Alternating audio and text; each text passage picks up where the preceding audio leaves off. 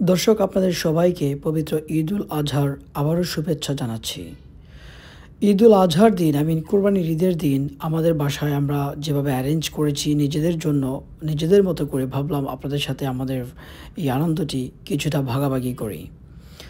ঈদুল আজহার দিন বিশেষ করে আমরা সবাই জানি যে আমরা সবাই কোরবানি নিয়ে অনেক ব্যস্ত থাকি। তারপরেও আমাদের বাসায় আমরা নিজেদের মতো করে এভাবে আমরা টুকিটাকি অ্যারেঞ্জ করেছি এবং চেষ্টা করেছি সবাই নিজেদের মতো করে এনজয় করার। ঈদুল আজহার দিন বিশেষ করে কোরবানি নিয়ে সারাদিন আমরা ব্যস্ত ছিলাম।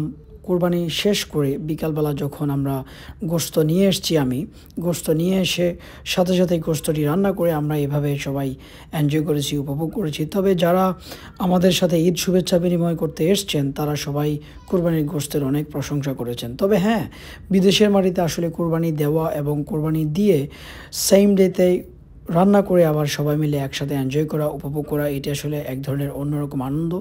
যদিও আসলে এবার খুব বেশি অনেক বড় ধরনের কোনো অ্যারেঞ্জমেন্ট ছিল না, তারপরেও যারা কাছের বা পরিচিতজন অনেকেই ঈদ শুভেচ্ছা বিনিময় করতে আমাদের বাসায় এসেছেন এবং তারা আমাদের এই গরুর গোশতটি খেয়ে অনেক বেশি প্রশংসা করেছেন। যদিও আসলে গরুর গোশতের পাশাপাশি আরও কিছু টুকিটাকি আইটেম ছিল। তো এভাবেই আমাদের ডাইনিং টেবিলটি আমার মিসেস কোরবানির ঈদের দিন সাজিয়েছেন। আজ এ পর্যন্তই, বাই।